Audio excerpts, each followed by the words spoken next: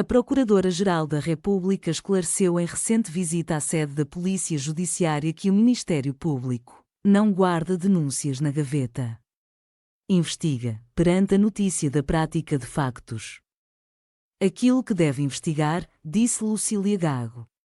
Mas há investigações mais ou menos demoradas, e outras que se parecem arrastar no esquecimento, protegidas do escrutínio e da curiosidade. Até que o carimbo do arquivamento lhes ponha um fim. O processo 1441/2017 é um dos casos que não anda nem desanda. Investiga o negócio da construção da barragem da EDP no Baixo Sabor, em Torre de Moncorvo, por um consórcio constituído pela brasileira Odebrecht e o grupo português Lena, e abarca um rol de crimes de corrupção ativa e passiva, branqueamento de capitais, recebimento indevido de vantagens e fraude fiscal. Jaz misteriosamente adormecido, vai para 7 anos, no Departamento Central de Investigação e Ação Penal de SIAP, o órgão do Ministério Público contra a criminalidade mais grave e complexa, sem que ainda se conheçam arguidos.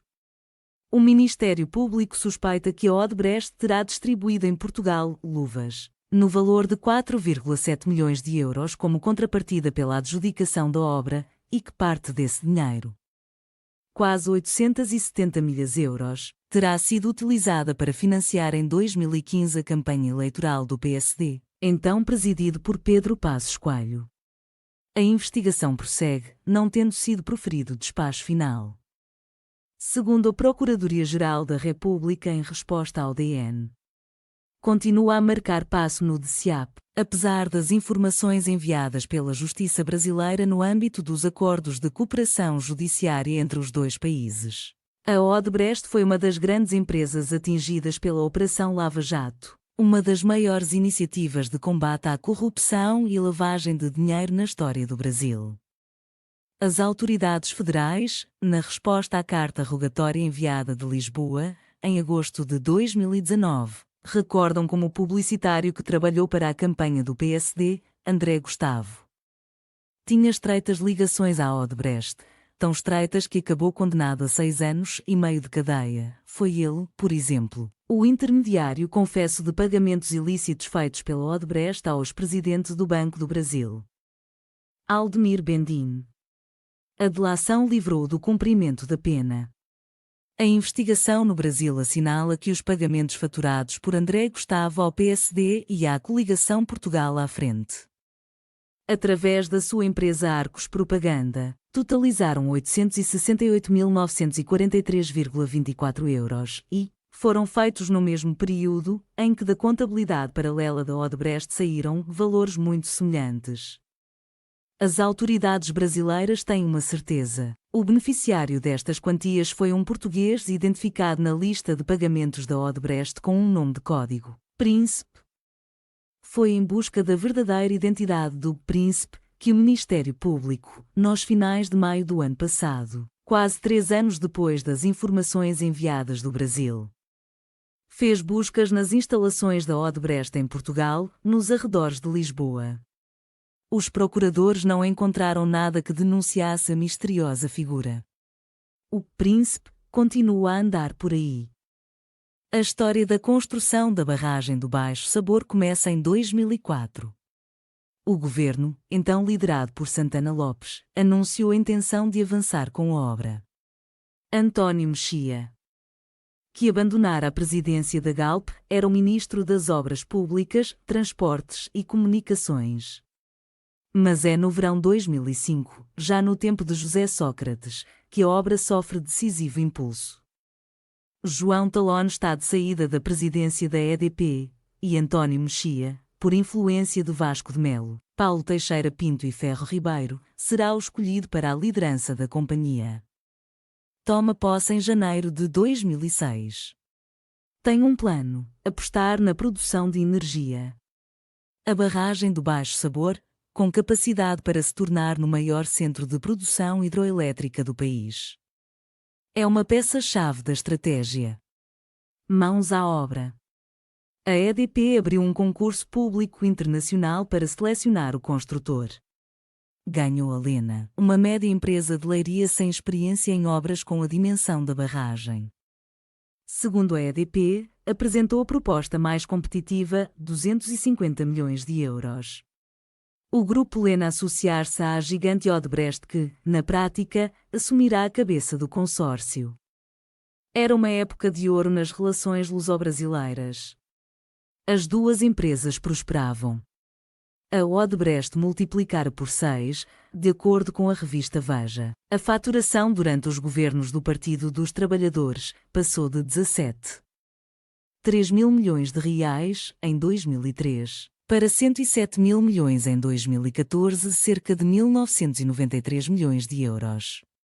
A barragem encalhou numa torrente de providências cautelares que associações ambientalistas fizeram chegar aos tribunais contra o Estado. As obras atrasaram-se irremediavelmente. O preço final disparou para 760 milhões de euros, valor que inclui um bónus de cerca de 20 milhões de euros negociado entre os advogados das partes. Um dos negociadores, em representação da EDP, foi Rui Pena, sócio do escritório de José Luís Arnaud. A negociação ficou concluída em 2017. Já a Operação Lava Jato fazia estragos no Brasil e tinham começado em Portugal os inquéritos judiciais à EDP. Marcelo Odebrecht, preso em junho de 2015, acabou por colaborar com o juiz Sérgio Moro. Revelou que a empresa tinha um departamento, o Setor de Operações Estruturadas, com a função de fazer a contabilidade dos subornos e respectivos pagamentos para garantir que a construtora abocanhava os grandes negócios. A delação valeu-lhe estar a cumprir no conforto do domicílio a pena de 19 anos a que foi condenado. O acesso à contabilidade paralela da Odebrecht permitiu levantar a ponta do véu ao esquema de corrupção. O Setor de Operações Estruturadas geriu 6 contas e de uma delas, designada Paulistinha, saíram cerca de 800 mil euros. As autoridades federais brasileiras creem que o dinheiro foi enviado para Portugal no quadro de subornos, pagos pela construção da barragem do Baixo Sabor. A movimentação e os valores, insiste a investigação brasileira, coincidem no tempo com os serviços prestados por André Gustavo na campanha do PSD e com os valores cobrados. Suspeitas que foram partilhadas com o DSEAP no âmbito do inquérito 1414-2017. O tal que nunca mais anda. As ligações de André Gustavo ao PSD são antigas. Miguel Relvas, de quem é amigo, contratou em 2010 para consultor de marketing do PSD, acordo que vigorou até 2016. Relvas, segundo a visão, passava férias na casa do publicitário, em Porto Galinhas. Contactado pelo DN, Miguel Relvas preferiu o silêncio. Estou fora da política e não falo do Gustavo. Disse. As investigações relacionadas com a EDP já duram há uma dúzia de anos.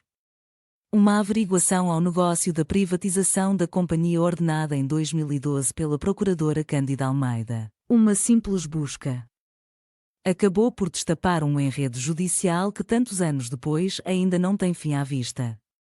Mal o governo de Passos Coelho, em 22 de dezembro de 2011, decidiu vender ao fundo China Trigorjas os 21,35% do capital da EDP, volume suficiente de ações para os compradores assegurarem uma participação qualificada da empresa. Começaram a chegar à Procuradoria-Geral da República denúncias anónimas sobre a opacidade do negócio.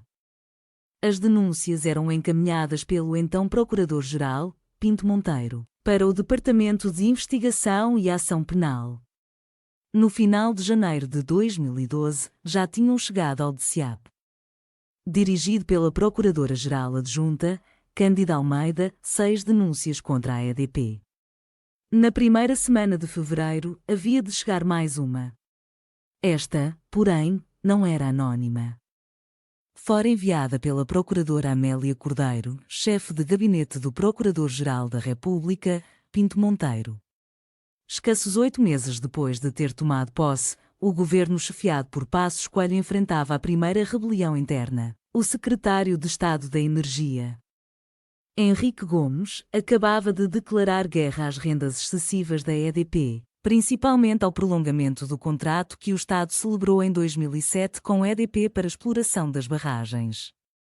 O acordo, que vinha do tempo de Manuel Pinho, ministro da Economia do governo de José Sócrates, parecia não incomodar Passos Coelho. Mas o secretário de Estado da Energia não se conformava com o que lhe parecia ser um péssimo negócio para o interesse público. O seu chefe de gabinete, Tiago Andrade e Sousa, reuniu-se com Amélia Cordeiro.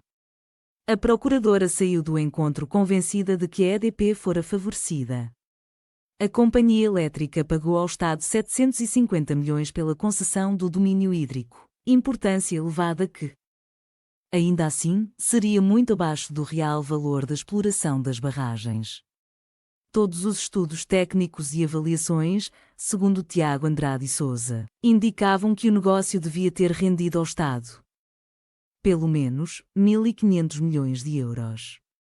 Amélia Cordeiro informou Cândida Almeida da conversa com Andrade e Sousa, e a diretora do DCAP, por fim, pôs a investigação em marcha. O processo foi distribuído aos procuradores Carlos Casimiro e Hugo Neto. Este caso, que ainda não tem acusação, está relacionado com os custos de manutenção do equilíbrio contratual. Mexia e Manso Neto são suspeitos de corrupção e participação econômica em negócio para a manutenção do contrato das rendas excessivas em que, segundo o Ministério Público, terão corrompido o ex-ministro da Economia Manuel Pinho e o ex-secretário de Estado da Energia Artur Trindade. Mas ao fim de uma dúzia de anos a ser investigado, o caso da EDP, que tem como principais arguidos António Mexia, João Manso Neto e Manuel Pinho, está praticamente no ponto onde começou. Ainda nem sequer há acusação. Os procuradores que tutelam o processo sofreram recentemente um duro golpe desferido pelo Supremo Tribunal de Justiça. Os juízes conselheiros decidiram em plenário, sem apelo nem agravo, que a maior parte da prova recolhida é nula. Os magistrados do Ministério Público, segundo a decisão do Supremo, cometeram o erro de terem lido e copiado correspondência eletrónica de Mexia e Manso Neto sem mandado do juiz de instrução. Os procuradores argumentaram que os e-mails já tinham sido abertos pelos destinatários. Nem assim, esclareceu o Supremo. E a prova vai para o lixo.